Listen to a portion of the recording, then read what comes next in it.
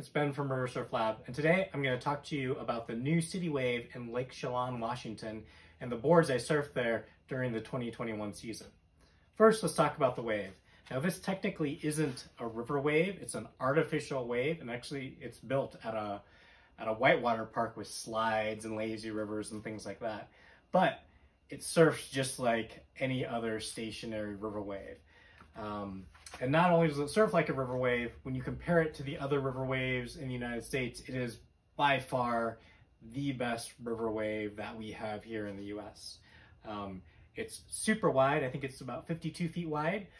It gets really tall, probably about shoulder high, maybe even a bit taller on the steepest settings. And it's just so high performance. There's a ton of steepness, there's a ton of water coming through. You can make huge pumps across this face, make huge turns. It's so retentive. You can ride just about any board you want on it.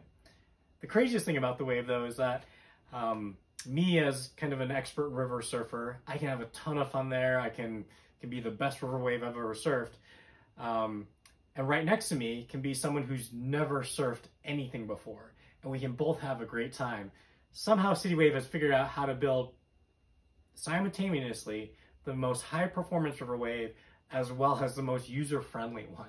Someone who's never surfed before can get rides in 20 minutes on this thing, and I, who surfed a ton, can have the most fun I've ever had on a river wave. So, this wave, it's artificial, it's stationary. The way you get onto it is you sit on the edge of the wave and you put your board down and you just stand up and go directly onto the wave. There's no paddle into it, there's no popping up. You just stand up and pump down the face and onto the wave. Because of that, you don't need to worry about length or volume for catching the wave. You don't need to worry about the board being too short and hard to pop up on. You can surf basically anything you want. Like I said, it's super retentive. You don't really need a lot of board with a lot of speed. You can kind of surf whatever you want there. But I did find there were certain boards that worked better than others. And I was a little bit surprised because some of the gear that typically works well in the river I found didn't work quite so well on this wave, which was so big and so steep that it needed something slightly different. So let's talk about the boards. And I'm going to talk about these in order of my least favorite to most favorite to surf on this wave. So if you just want to know which boards I like surfing the most, skip to the end of the video and I'll talk about those then. My least favorite board that I surfed is a board from Corridor in Boise, Idaho. And this is a very wide board. I actually don't know what the dimensions are on it, but when I hold this thing under my arm, it feels like a long board. This thing works really well on a lot of kind of less steep river waves. It works really well in Boise and Bend. I've also found it works pretty well at waves like Florence. It's kind of a, an all-rounder with like a lot of width and quite a bit of volume. But what I found at City Wave in Chelan was that, one, I didn't need the volume. You can catch that wave on a skimboard if you want to. You don't really need any volume at all. And the other thing is the width of this board, which usually provides more playing surface for slow waves, was actually didn't work well at City Wave. What I found was that at City Wave, the wave was so steep that you wanted to put a lot of pressure over your rail as you were coming across the wave. And if you didn't, the board would slide out on you, or you need to run really, really big fins to prevent that from happening. And so this board, with it being so wide, what I found was I couldn't really control it that well on small fins, the small fins I like to ride. And I had to ride bigger fins, or I had to really focus on like getting my weight over the rails. And this board actually reminded me of riding a sup on this wave, because on a sup, a lot of times I'll move my feet around as I'm turning to really dig that rail in, and I found I had to do it on this board as well.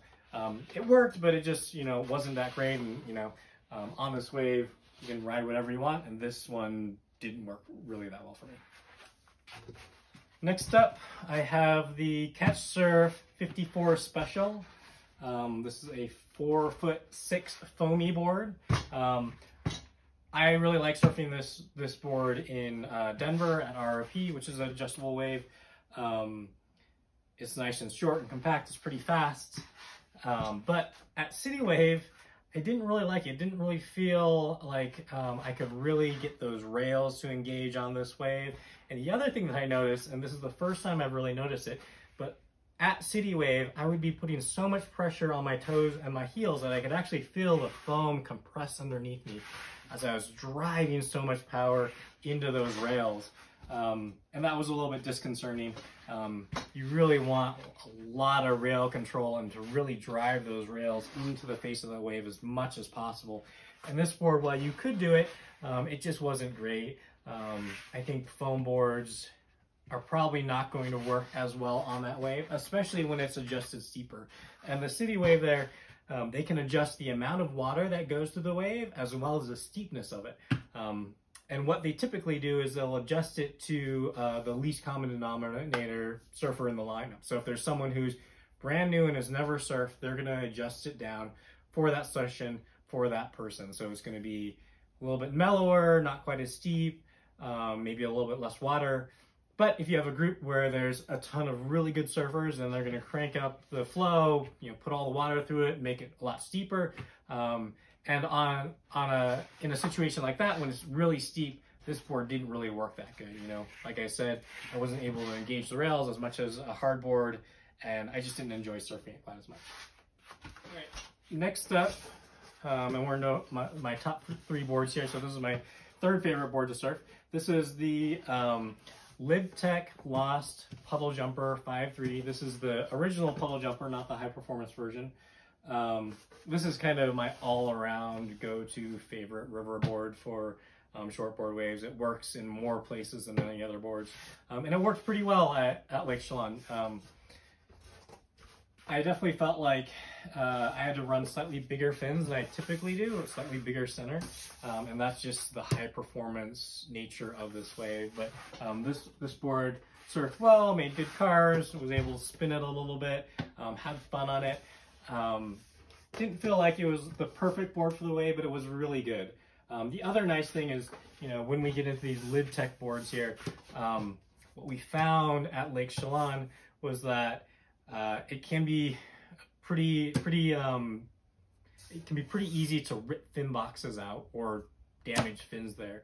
And so this board, as well as the other Libtechs that I surfed there, they were able to take those hits, and we lost several fins. Fiberglass and plastic would either get ripped out or broken off at the fin tabs.